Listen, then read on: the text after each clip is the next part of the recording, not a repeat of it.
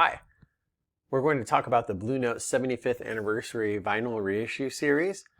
And unlike the other reissue series that I've talked about in previous videos, this one stands out and has the unfortunate honor of not having the greatest reputation.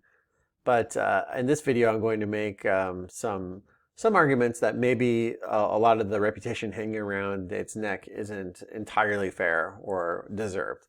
So let's start by, I'll just say, if you're watching this, you should probably own some of these records in the Blue Note 75th Anniversary Reissue Series. Whether you're new to vinyl, whether you got a lot of it, whether you're a super audiophile, there are good reasons that, you might want to get Happenings by Bobby Hutcherson. If nothing else, you can get this record for probably less than $20 right now. And if you're a snooty audiophile, just stick it on your wall. It'd be a great decoration for $20 for your listening room with your $10,000 cables. If you're just getting into vinyl, this is great to have because it is really hard to find a copy of this. An original pressing of Happenings by Bobby Hutcherson, Happenings is going to go for well over $100. The Music Matters reissue of it on 45 RPM discs is going to go for over $300. And so that alone is points in the Blue Note 75th Anniversary Series column. And in fact, that's exactly what the intention of the series was from the drop. Don was the president of Blue Note Records in honor of the 75th anniversary of Blue Note Records, which happened in 2014, wanted to do a reissue series of 100 titles and have those available all around the world at easy to find places, big chain stores, Target, Walmart, and at an affordable price, $20. And he talked about this on the WTF podcast with Mark Maron. When you're making that sort of vision, that the idea here is these things are important historical artifacts and document of American history.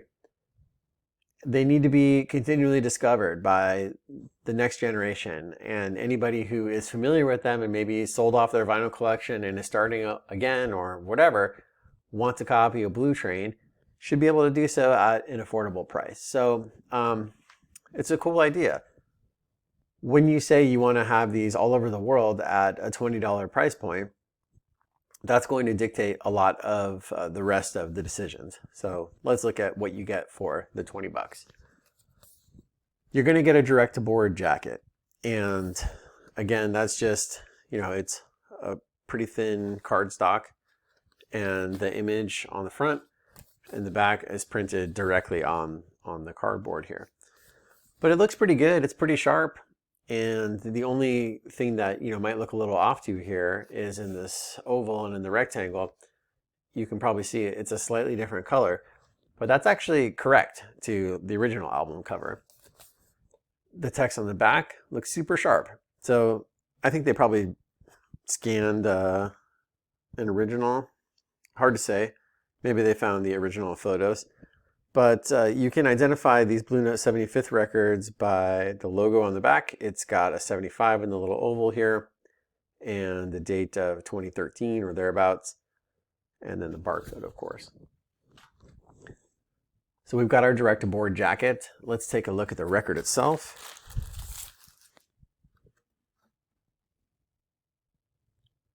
So now we've got the record here. It's a faithful recreation of the Blue Note logo, or label rather, and it's got the period correct Blue Note Records Incorporated, New York, USA underneath the 33 1/3 stereo long playing.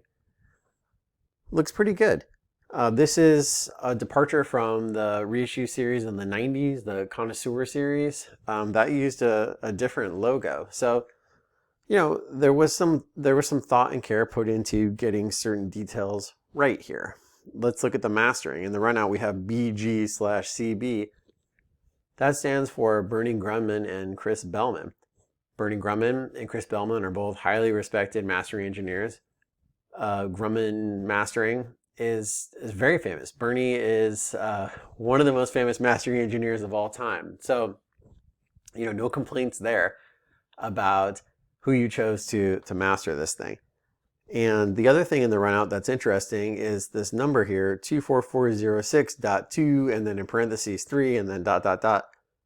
I could be wrong on this, but I think when you have one of these numerical sequences with periods thrown in there and dots and parentheses and there's no letters, this is something for RTI related to their plating. So I believe this was plated at RTI. That's what my hunch is based on that little numeric sequence. So mastering by Grumman, plated at RTI, so far so good, right? Now here's where the wheels kind of came off of the Blue Note 75th anniversary reissue series. These were pressed in the United States and they were pressed in Europe. And the United States pressings have a lot of quality control issues. And this one is no exception. It's not very flat. It's a little bit of a roller coaster ride for my tone arm. And I'm not sure if you'll be able to see this, but right here, oh yeah. So it looks like next to my finger, that's like some sort of writing, but it's not. It's actually just, it's like 6 divots into the vinyl. Like somebody took a pencil and just jabbed the vinyl when it was still a little bit soft. I have no idea what causes that. It's also in the playing surface. So there's one here, and there's one here. Remarkably, none of these things, the warp, the divots, none of these things affect the playback on my system, on any of my systems. So it looks a little funky, but it sounds good. So I kind of lucked out. I didn't have a problem with it, but I will say, the Blue Note 75th anniversary reissue series is done now. These things aren't being made anymore, although it's not too hard to find stock online. If you are buying a sealed copy and you're in the United States, I think it would be better to try to find a used one that's been opened, and that way you can verify the condition and the playing condition. If you're in Europe, these things are actually really well regarded in terms of the quality of the actual records themselves. So buy away for all of my European viewers. The other thing about these records is that they seem to have come from a digital source. And, in the audiophile world in 2021, there are a lot of people that don't like that, and they say that's just terrible. Blanket statement, digital is crap, analog is always better. Well, there are definitely some more nuances to those statements that ought to be taken into consideration. Digital isn't always bad. One of the first Tone Poet releases was Joe Henderson's State of the Tenor Volume 2. And that was recorded digitally. There's no analog master of that. That's a great sounding record. It's a really good sounding record. It's such a good sounding record, in fact, that Joe Henderson's State of the Tenor Volume 1, which was originally released in the Blue Note 75th series, has been reissued in the Tone Poet series. So just because it's digital doesn't mean that it's good. And as we'll see in a future video, sometimes analog cuts, that's not necessarily a guarantee of any sort of sonic nirvana. So the digital step that is probably used in these records, that may be a deal breaker for you, and that's fine. But if you don't have super strong feelings about it, I wouldn't write off this entire series because of that. But if you're not familiar with what that means, that just means that this album, Happenings, was recorded on a magnetic tape. And that tape, instead of sending the tape to Bernie Grumman to put in a tape machine, to play the tape, send the audio signal to his mastering console, and send a signal to his cutting lathe to make the parts to press these records, instead, what was done is Blue Note Records had already taken all of their master tapes and played them back and recorded them digitally. So they had a really high resolution digital file for all their master tapes. And when it came time to cut these records, Bernie Grumman seems to have just taken those from whatever repository Blue Note Records shared with him. So, this wasn't done as a slap in the face to record collectors. It may well have just been a cost-saving measure. the process that Blue Note Records uses now is if they're going to cut from the original analog tapes, they're going to courier it to Kevin Gray. Like they hire a person to physically take it from, I don't know, Iron Mountain or wherever their tapes are stored to Kevin Gray. He can only have so many at a time.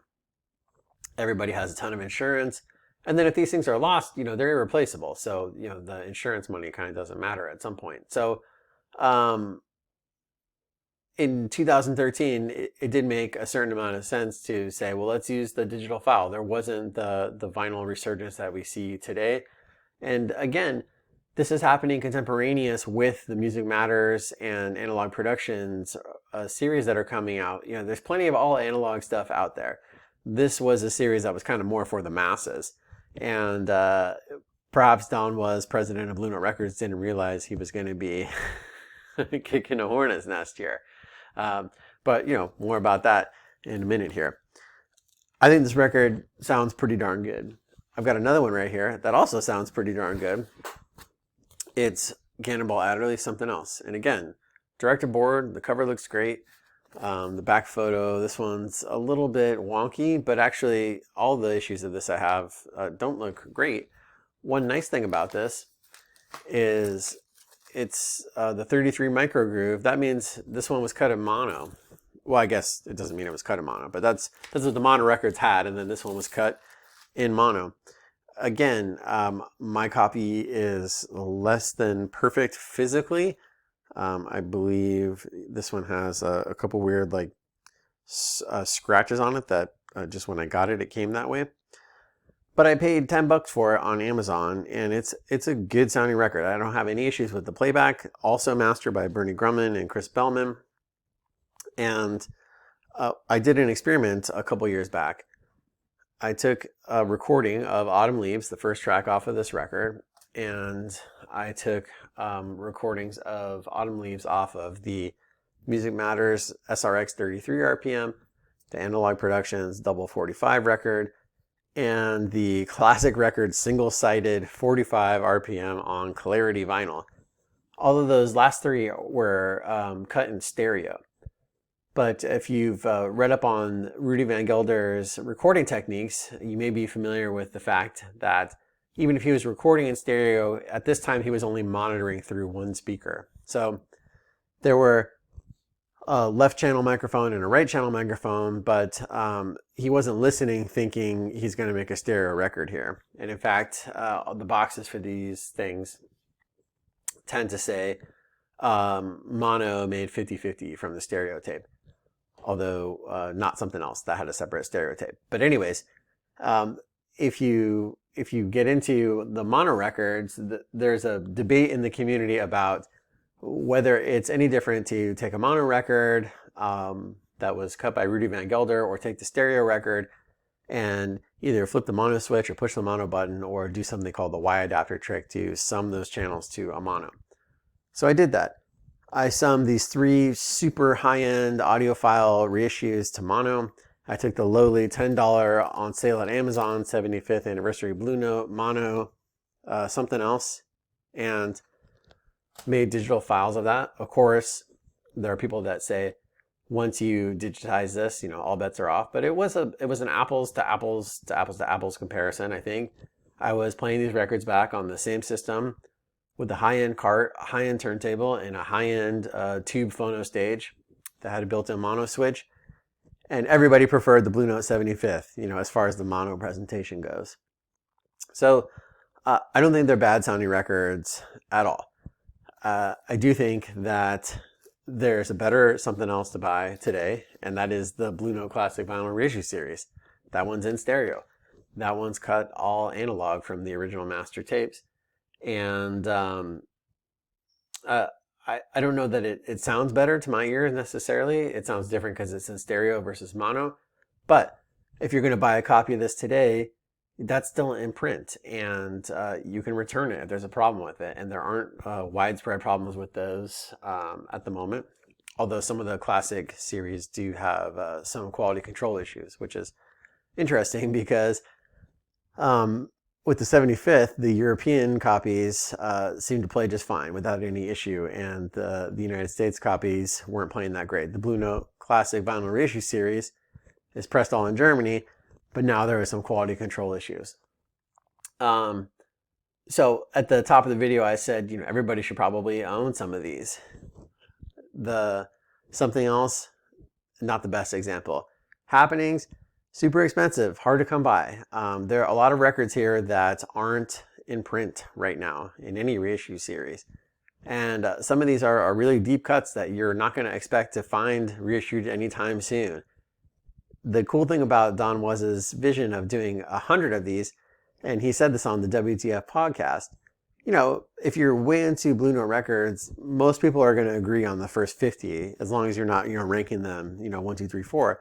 But if you just say, should this record go in the top 50 or not, there's going to be widespread agreement. After that first 50, that's when, different personalities and different tastes come into play. And Don Was had a lot of cool records in here. Thelonious Monk, there's a couple early Blue Note Thelonious Monk albums. And those aren't easy to find. Ornette Coleman is out on the Blue Note 75th. So if you want to have this record, it might be really the only affordable way to get it. And, not everybody has $1 zillion. But even if you do have $1 zillion, I'm a huge Miles Davis nut. I love Miles Davis. Blue Note Records BLP 1501, Miles Davis Volume 1 is maybe my least favorite Miles Davis record. So if I had unlimited funds, I don't know. I mean, I don't know that I'd really want an original. It's for the one time every 3 years I want to hear Kilo. My Blue Note 75th is good enough, and I'll take my money that I'm saving from buying an original release of that, or even spending, $50 or $60 on a Japanese reissue from the 70s or 80s, and buy something that I'm more interested in listening to. So when you get into this hobby, somebody's going to be out there telling you that you got to have the ultimate everything. Every record, every time has to be the ultimate. And if that's your thing, great. But if it's a record you don't even really like, if you don't love, but maybe you like a couple songs on it, maybe you're a completist like me and you just like to have, entire discographies of artists just in case you grow into it later. Why do the investment of getting the ultimate in every single record? So, the Blue Note 75th Anniversary Series had some problems for sure. Like I said at the top though, at a minimum, cheap wall decorations. That's not too bad, stick a frame around it. Lastly, I'll just say, Don Was took all the criticism for this reissue series on the chin and, responded in a really interesting way. He's got the Blue Note 80th and the Blue Note Classic Vinyl Reissue series going now. And those are a little more expensive than the Blue Note 75th Anniversary Reissue series records, but not too much more expensive. And they're all analog.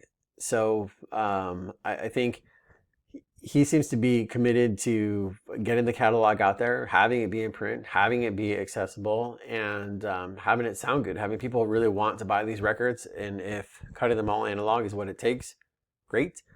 And then there's also the Tone Poet series, which he signed off on too, for kind of the ultimate and some of the deep cuts. But I think if you want a copy of Page 1 right now, buy the Blue Note Classic Reissue series. But if you want something that has only been issued in recent times by Music Matters or by the Blue Note 75th Anniversary Reissue series, you have to ask yourself, is the fact that it was cut digitally, is that enough of a deal breaker that you want to spend $100 or $200 or $300 more for the same record from, an all analog cut?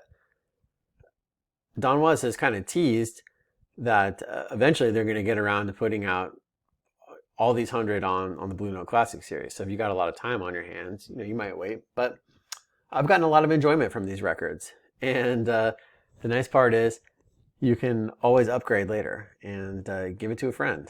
That's what I do.